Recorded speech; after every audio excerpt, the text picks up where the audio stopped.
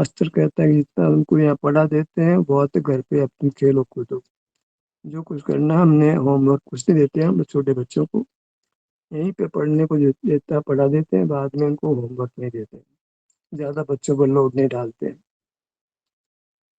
पर यहाँ ऐसा नहीं है, यहाँ तो हमको लोड डालना है आपके ऊपर कि यहाँ कुछ कमी रह जाती है, सुनते हैं, बोलते हैं, ध्यान कराने वाला बोलता है, ध्यान करने वाला सुनता है, बोलता है वो सुनता भी है।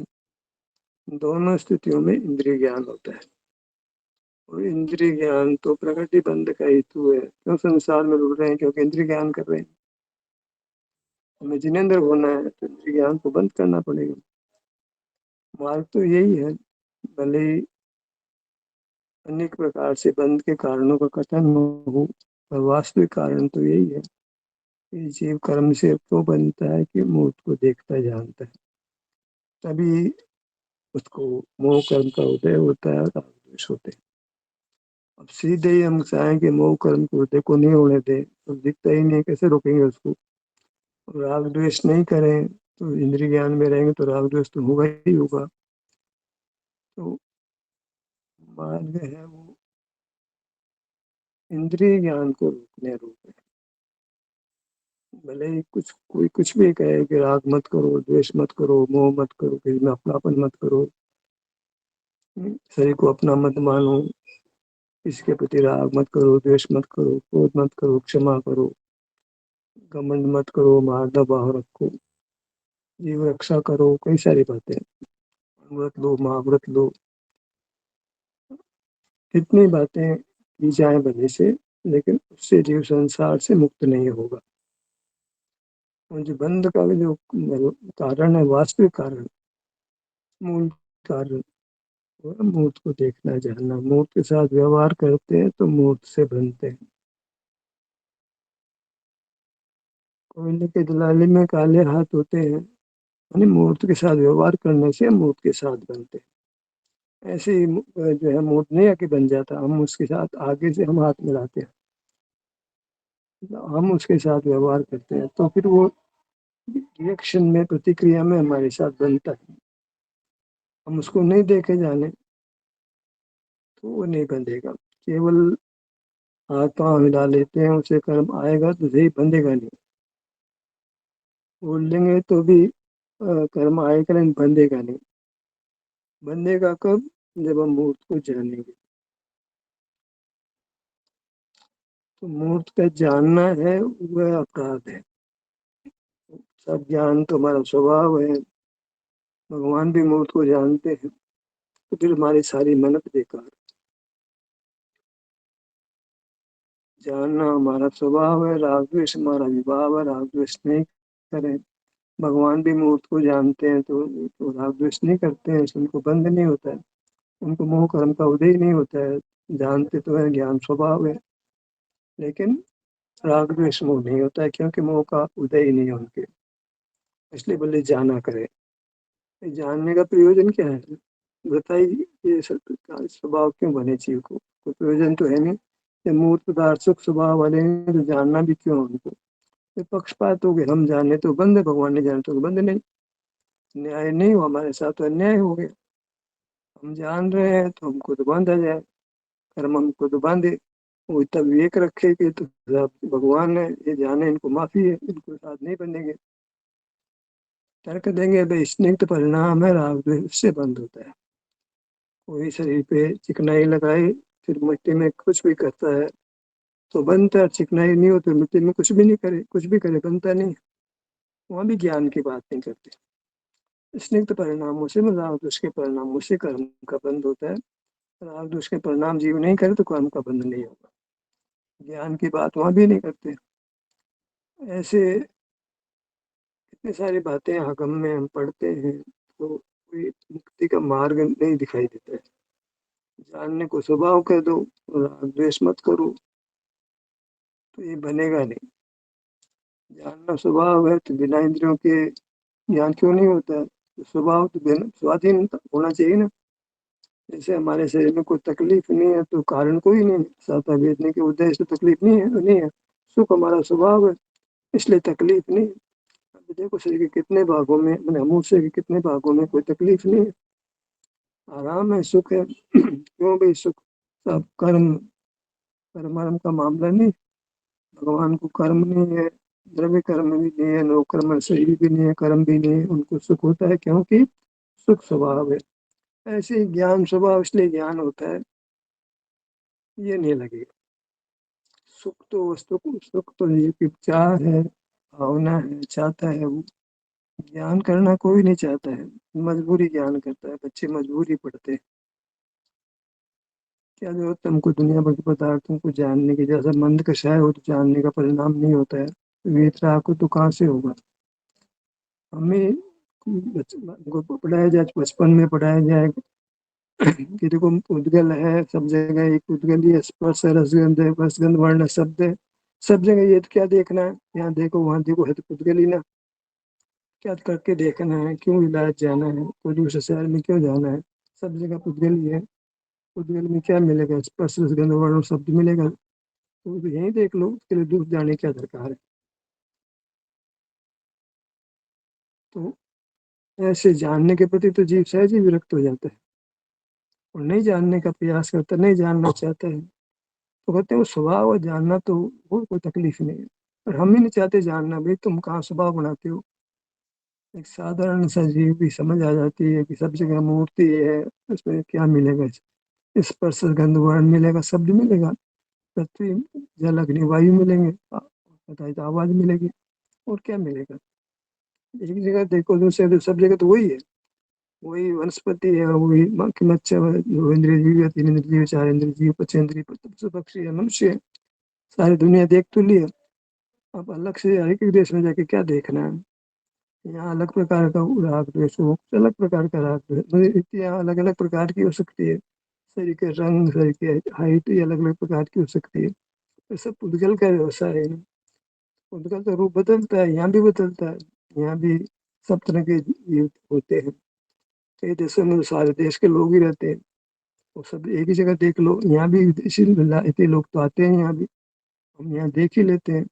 वहाँ तो टीवी मोबाइल पे देख लेते हैं, क्या दरकार है देखने की? तो जानना सकल पदार्थों को क्यों, थोड़े पदार्थों को देख के आकुल व्याकुल हो जाते हैं, सारे पदार्थों को देख कर तो क्या होगा? इतने आकुलता होगी। अब आप कहते हैं कि साहब, जिन लोगों का आग्रह है कि ज्ञान स्वभाव है, भगवान सब देखते जानते हैं, हम भी देखे जाने, राग दुश्मन नहीं करें, तो हमारी उनके साथ मैत्री नहीं हो सकती, समन्वय करने की बात ही नहीं, मूल में अंतर है। हम जिसको बंद कहे तो कहते हैं, सामने वाला उसको बंद कहते भी नहीं कहते, वो स्वभाव कहते हैं। हमको बंद से मुक्त होना है, बंद के कारण को, वो बंद के कारण नहीं मानता सामने वाला, तो फिर समन्वय कैसे होगा? कर्म के बंधन से छूटना है। हम कर्म का बंधन जो बताते हैं, सामने वाला उसको बंधन का कारण नहीं मानता है, तो मूल में जो है बात, समन्वय के लिए आधार ही गलत हो गया। हमें बंध से छूटना है, तो बंध से छूटना है तो बंध का कारण तो श्रम करना पड़ेगा ना। एक कहता है ये बंध का कारण है, दूसरा कहता है बंध का कारण नहीं। तो फिर कहाँ समन्वय होगा, कैसे समन्वय होगा? सब सारे जैनाचार्य कह रहे हैं ज्ञान स्वभाव है, केवल ज्ञान स्वभाव से सबको जानता है। भाई के सारा जो सारे आचार्य हो तो क्या है? एक और राम, दूसरे को ग्राम। हमारा तो अनुभव बोलता है, वो बगैर अनुभव के बोलते हैं। इसको केवल ज्ञान हुआ है बोलने वाले को, साथ रखने वाले को इसको केवल ज्ञान हो, केवल ज्ञान के हामी भर रहा है। कौन समोसरण में गए, उन्होंने भगवान को जानता हुआ देखा है, और शास्त्र में लिखा इसलिए मान ले, कोई व्यक्ति कर इसलिए मान ले, तो कोई न्याय नहीं। उसे युक्ति का सहारा लेना पड़ेगा, बोलने वाले को क्रॉस एग्जामिन भी करना पड़ेगा, उसको सुनना पड़ेगा, हमको समझना पड़ेगा, फिर युक्ति अनुभव से सिद्ध होगा तो बात मान लेंगे। पर हमारे तो सिद्ध नहीं हो गई। एक तो निष्प्रयोजन क्यों जाने, और जानते हैं तो पदार्थ अच्छे बुरे लगते ही हैं।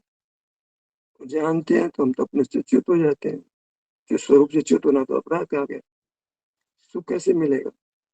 सुख के स्रोत को छोड़ दिया तो मूर्ख कहलाएंगे। जो मूर्ख का जानना हो रहा है, सुख के स्रोत से छूट के जानना होता है, तो कौन समझदार है?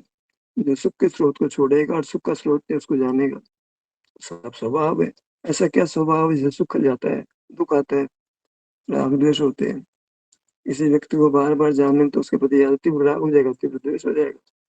एकदम तो नहीं होता है। जो खोटा काम उसको बार बार करे, प्रति समय सकल पदार्थ हो जाने पर, मतलब सकल पदार्थ हो जाए, सकल पदार्थ हो जाने पर खड़ा के जब है, कितना तीव्र राग द्वेष हो जाएगा। एक चीज को 2 बार 3 बार जान ले तो राग हो जाता है, द्वेष हो जाता है। तो हमको पुद्गल है, सो मगर इंद्रियों के ज्ञान हो जाता है, हमको तो नहीं होता है। पुद्गल को ज्ञान होता है, ज्ञान कहा जाता है, वही अलग प्रकार का उसमें परिणाम है। वो तो मगर इंद्रियों को ही जानता है। पानी में पदार्थ रखने के लिए कोई आंखें थोड़ी चाहिए, दर्पण में पदार्थ रखने के लिए कोई आंखें थोड़ी चाहिए। हर चीज के मतलब स्पर्श रस गंध वर्ण सब कुछ सेंस कर लेता है पुद्गल तो। एक रोबोट है, वो देख भी लेता है, सुन भी लेता है, सुन भी लेता है, चख भी लेता है, स्पर्श भी कर लेता है, बगैर इंद्रियों के कर लेता है वो तो क्या भगवान क्या पुद्गल जैसे हैं क्या? जैसे पुद्गल बगैर इंद्रियों के जानता है, ऐसे भगवान ही बगैर इंद्रियों के जानते होंगे, तो जीव पुद्गल में भेद क्या रहेगा? अभी तो जानने वाला अकेला पुद्गल ही बन रहा था, अकेला जीव बन रहा था। अब नया जमाना आ गया, अब तो पुद्गल में तो पांचों पांचों सेंस होते हैं। सेंसर पांचों प्रकार के सेंसर लगे, और भी बहुत प्रकार के सेंसर हो गए, हम तो कल्पना भी नहीं कर सकते। हमको एक पेज पढ़ना पड़ेगा तो कई टाइम लगेगा, वो एक पेज पढ़ने में 1 सेकंड भी नहीं लगाता। वो काम करता है जिसके हम सोच भी नहीं सकते। हमको तो कार चलाने के लिए बहुत सजग रहना पड़ता है, वो बड़े आराम से कार चला लेता है। सॉफ्टवेयर, डॉक्टर तो ऑपरेशन करेगा, बहुत जागरूक होकर ऑपरेशन करेगा, और वहां तो जागरूकता पुद्गल में है नहीं, बढ़िया ऑपरेशन कर देता है वो। ये क्या मामला है? जीव पुद्गल में तो भेद है ना मोटा मोटा। ज्ञान और क्रिया में तो पुद्गल का एक स्वरूप बन रहा है, हमारा तो सुख है वो स्वरूप बन रहा है। पुद्गल पुद्गल भी ज्ञान कर रहा है, हम भी ज्ञान कर रहे हैं, पुद्गल भी क्रिया कर रहा है, हम भी क्रिया कर रहे हैं, तो दोनों एक जैसे हो गए। हमें तो बहुत जातिगत भेद है, वो चेतन हम चेतन है। तो फिर भेद किस बात पर? ज्ञान से भेद नहीं होता है। सेंसर तो पांचों उसके पास है, हमारे पास क्या सेंसर होंगे? वो अंधेरे में देख ले बहुत, वो आसमान से बहुत ऊंचे से सारी दुनिया को देख लेता हूँ, हम क्या देख पाएंगे? जो हमारी अच्छाई है वो है कि हमको सुख का अनुभव होता है, विषय सुख की बात नहीं। हमको अपने शरीर में अगर विषय के स्वभाव से अच्छा लगता है, विषय सुख तो पराधीन हो गया, स्वभाव कैसे बनेगा? जैसे ज्ञान पराधीन है, विषय सुख भी पराधीन है। इंद्रिय ज्ञान इंद्रिय सुख दोनों ही है। अतीन्द्रिय ज्ञान अतीन्द्रिय सुख उपाधि, यह गड़बड़ घोटाला हो गया। अतीन्द्रिय सुख को अतीन्द्रिय ज्ञान नहीं चाहिए, वो तो स्वभाव ही है। अतीन्द्रिय सुख के लिए अतीन्द्रिय ज्ञान तो स्वभाव नहीं रहेगा, पराधीन हो गया सुख तो। ऐसे निरपेक्ष होता है स्वभाव। सुख को अतीन्द्रिय ज्ञान केवल ज्ञान नहीं चाहिए, वो स्वाधीन अपने आप में पूरा है। पर ये नहीं समझ पा रहे, पदार्थ जानते हैं तब सुख होता है उनको, तो विषय सुख कहलाएगा फिर वो। ये अनेक सारी बातें हैं जो महत्वपूर्ण है। जब हम जैन शास्त्रों से डिफर कर रहे हैं, जैन विद्वानों से डिफर कर रहे हैं, तो हमारे पास मजबूत आधार होना चाहिए। अब उनसे चर्चा करने का तो कोई मतलब नहीं। तो चूंकि हम जैन रहे हैं, शास्त्र को हमने पढ़ा है, जैन धर्म की हमने श्रद्धा की है, जैन शास्त्रों को प्रमाण माना है, हमको तो अपने आप को समझाना है, औरों को थोड़ी समझाना है। हम समझते हैं औरों को समझाएंगे, अरे औरों को नहीं समझाना है, तुमको अपने आप को समझाना है। तुम ही ज्ञान को बुरा नहीं जान रहे थे, तुम ही राग द्वेष को बुरा जान रहे थे, तुम ही ऐसे, तुम्हें तो ज्ञान ज्ञान को तुम अच्छा मान रहे थे। सारा ही जैन या जैन सब ज्ञान को अच्छा जानते हैं, तो हमें तो अपने आप को समझाना है। ज्ञान अच्छा हुआ तो फिर बंध का कारण नहीं होगा, तो निर्जरा का कारण बनेगा। और ज्ञान तो बंध का कारण हो रहा है, पदार्थों को जानना तो निश्चित राग द्वेष करता है, उत्पन्न करता है, बंद होता है। तो हम जो संस्कार लेके बैठे हैं ज्ञान ज्ञान का, हम भी केवल ज्ञान रट रहे थे। भगवान सर्वज्ञ होते हैं, अनुमति भी भगवान को सर्वज्ञ मानते हैं। तो फिर सारी दुनिया जैन अजैन सब भगवान को सर्वज्ञ मानता है। तो फिर उस सब के बीच में हमको अलग मंतव्य बनाना है, तो कितनी ताकत चाहिए। और समन्वय हो भी नहीं सकता है तो कितना अकेले पड़ना पड़ता है। हम चाहते हैं कि समाज में उठे बैठे धर्म की चर्चा करें, सामूहिक रूप से स्वाध्याय उनके साथ करें, बनेगा ही नहीं। सामने वाला शास्त्र को प्रमाण मान के बैठा है, हम शास्त्र को प्रमाण नहीं मान रहे, तो फिर साथ बैठने का तो लड़ाई झगड़ा होगा और क्या होगा। ऐसा ही तो होता है। कोई कहता है वर्तमान के मुनि हैं तो अच्छे हैं, हमसे तो अच्छे हैं। कोई कहता है क्या खाक अच्छे हैं, जैन धर्म की जो शर्तें हैं मुनियों की उनके साथ लागू नहीं पड़ती। क्या उससे अच्छे से क्या मतलब है। अच्छा तब कहला है सच्चा हो, सच्चे तो है ही नहीं, तो मिथ्या है। मिथ्या मुनि अच्छे कैसे हो गए, अपने समझ में होता ही नहीं है। आप कर लो, कैसे कर लो भाई। वो हमारे साथ होने को तैयार नहीं, हम उनके साथ होने को तैयार नहीं। अलग अलग जगह हैं, सब ने अपना अलग अलग हिसाब बना लिए, मंदिर अलग बना लिए, शास्त्र भी अलग बना लिए, पूजन किताब भी अलग बना ली, सब कुछ अलग कर लिए। ये तो वो तो समाज में उठते बैठते हैं तो हाँ, तो बड़ी मुश्किल है रहती है। हमको समाज में उठना बैठना ही नहीं, थोड़ा बहुत काम चलाओ, एकदम कम। कोई समाज से अपेक्षा ही नहीं रही, समाज से तो उठना बैठना ही नहीं, सब बाहर से कुछ मिलना ही नहीं है। हमको तो हमारी मूरत से मिलना है, हमारी मूरत से जुड़कर मिलना में तो आँख खोलना ही नहीं, देखना ही नहीं, सुनना ही नहीं है, सूंघना नहीं है, चखना नहीं है, छूना ही नहीं है। हमारे तो 5 प्रकार का पुद्गल का ज्ञान करना ही नहीं हमको तो। नहीं तो बंधेंगे, संसार मिटेगा, संसार होगा। तो हमारा तो लक्ष्य ही दूसरा है। हमें मूर्त को नहीं देखना जानना है, उसको तो मूर्त को देखना जानना, सकल पदार्थों को देखना जानना भगवान बन करके। तो कहाँ मैत्री कैसी होगी, नहीं हो सकती मैत्री। तो हम तो एक दो चार होंगे, वो तो सारे ही होंगे, जैन अजैन सभी होंगे। तो कितना हमको शौर्य रखना पड़ेगा कि शेर तो एक आध होता पर तो ऐसे रहना पड़ेगा। तो थोड़े ही लोग मुक्त होते हैं, ज्यादा होते नहीं। ज्यादा सही माने ज्यादा लोगों को मोक्ष हो जाएगा, ज्यादा का तो मोक्ष नहीं होगा। क्यों नहीं होगा भाई, वो ज्यादा लोग गलत होंगे, सबके मानने वाले सारे सही होंगे, सबको मोक्ष होना चाहिए, लेकिन एक को भी नहीं होता है। पदार्थों को जाने का तो राग द्वेषों का बंधन होगा।